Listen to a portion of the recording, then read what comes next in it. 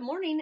This is a question that came in about homework 66. This is problem 7a.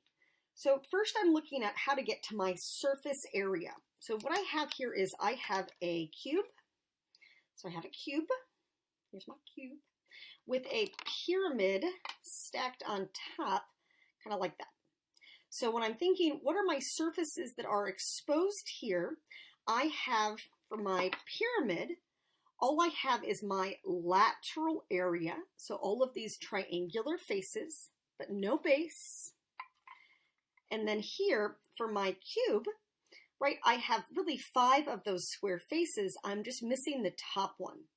So here, the way that I would write this out, my map through the problem, for my surface area, I'm looking at the lateral area for the pyramid. And then I'm going to add the surface area for my cube, all of it. But I want to take away one of those square faces. So I'll just say one base. And I know it's a square base. Okay, so to get to my lateral area of my pyramid, all of those triangles, that's 1/2 the slant height times the perimeter. Okay, my cube, I have 6 times the side squared, but I'm going to take away one of those square bases. So I'm going to take away just one square face, x squared. So then if I just make my formula more consolidated, I can say 1/2 slant height times the perimeter plus 5 of those square faces instead. So I'm taking the 6x squared minus x squared, 5x squared. Okay, so now back to my diagram.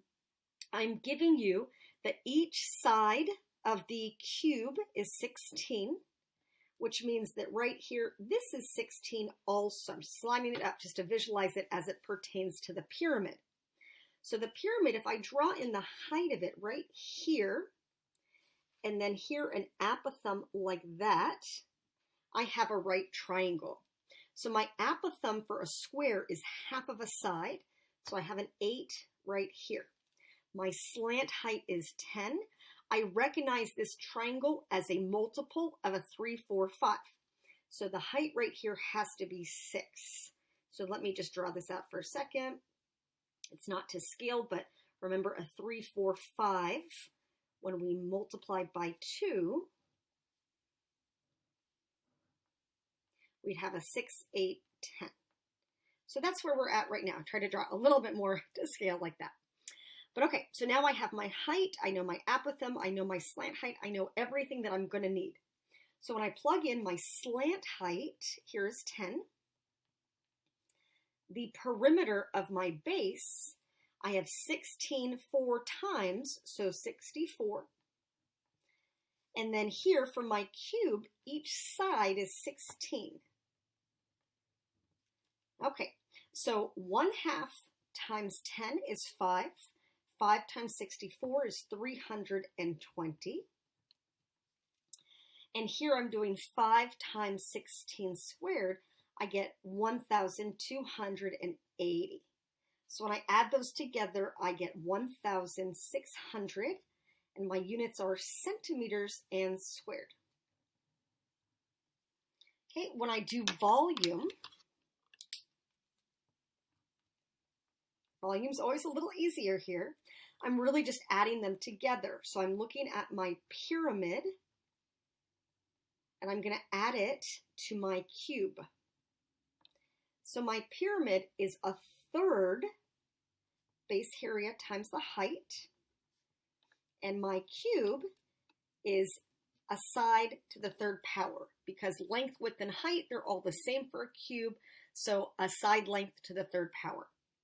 So my base area, 16 times 16, is 256.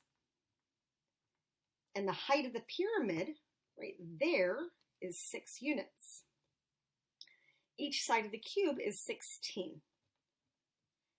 All right, so 1/3 times 256 times 6 will be 512. Okay, over here, 16 to the 3rd power is 4,096.